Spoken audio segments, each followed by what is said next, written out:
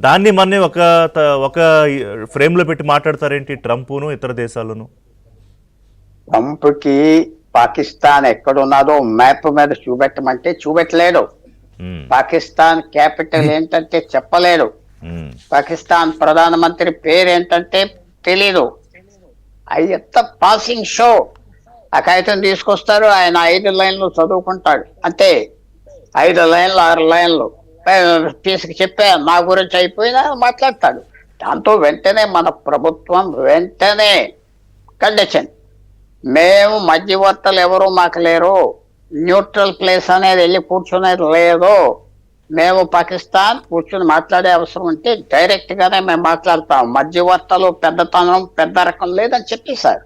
మెల్లిమెల్లిగా ట్రంప్ కి ఈ కొత్త ప్రభుత్వానికి వచ్చిన ప్రాబ్లం ఏంటంటే, ఇప్పుడున్న కొత్త ప్రభుత్వంలో ప్రతి ఒక్కరు కొత్త వాడే.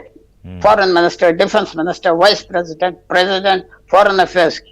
సో వాళ్ళందరికీ మెల్లిగా తెలుసుకుంటారు. భారతదేశం చాలా కఠినంగా ఉంటుంది అవసరం వచ్చినప్పుడు, ఏ ప్రభుత్వం అయినా. ఇది బీజేపీ అని కాంగ్రెస్ అని కాదు. భారతదేశం చాలా కఠినంగా ఉంటుంది. కఠినంగా ఉంటుంది. లెక్క పెట్టడం ఏమి లేనప్పుడు లెక్క పెట్టలేదు. మన అమెరికాని ఏమి లేనప్పుడు ఎందుకు లెక్క పెడతాం? ఏం లేనప్పుడు లెక్క పెట్టలేదు. అది సాఫ్ట్ గా చెప్పేశారు, అయిపోయింది, పట్టించుకోమన్నారు.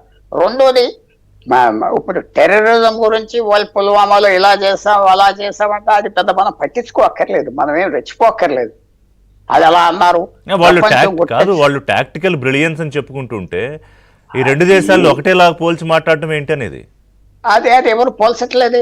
పాకిస్తాన్కి 2010 నుంచి ఒక తుపాకీ అమ్మలేదు అమెరికా. చైనా చేస్తుంది.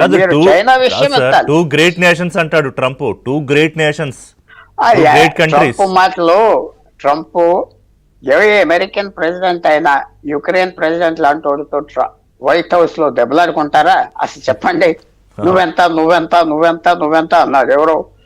ఆ యుక్రెయిన్ ప్రెసిడెంట్. అంతా మీరు చూశారు కదా. అక్కడికి వెళ్ళి ఏది ఒక రోడ్ లో దెబ్బలాడినట్టుగా దెబ్బలాడి వచ్చాడు. ఎంత ఆ సిచ్యువేషన్ వేరు. పట్టించుకోకపోవడం. ట్రంప్ అన్నాడంటే మళ్ళీ మనం అతను పొగితే చాలా మంచి. ఇంకా అతనికి ఇది ఒక సిస్టమ్, ఎవరు సీరియస్ గా తీసుకోరు. ఆయన ఎస్ అనేసి వెళ్ళిపోవాలంతే. ఆయన అడిగింది ఎస్, ఎవరు ఏం మర్చిపోతారు. ఆ పద్ధతి అందరికి తెలుసు, మన ప్రభుత్వానికి ఇంకా బాగా తెలుసు. అందువల్ల అది మీరంతా ఈ టెర్రరిజం పాకిస్తాన్ చేస్తుందా? తప్పట్లేదు. ఖతార్ అనే దేశం హమాస్ ని నిలబెట్టి డబ్బులు ఇచ్చి ఇజ్రాయెల్ తో పొడి చేయించింది, అంతే కదా.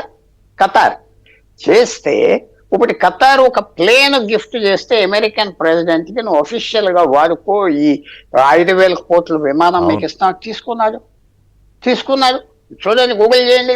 చూసా దాన్ని ఆయన అధికారులు ఉన్నంతకాలం A1 ఎయిర్ ఫోర్స్ విమానంగా వాడుకుంటారు అని చెప్పి కూడా ఏం పట్టించుకోకూడదు. మీ దగ్గర డబ్బు ఉన్నదా, మీతో స్నేహం, పవర్ ఉన్నదా, మీతో స్నేహం, లేదా పో అన్నారు. పాకిస్తాన్తో 2021తో ఆ సంబంధం అయిపోయింది. ఆఫ్ఘనిస్తాన్తో 40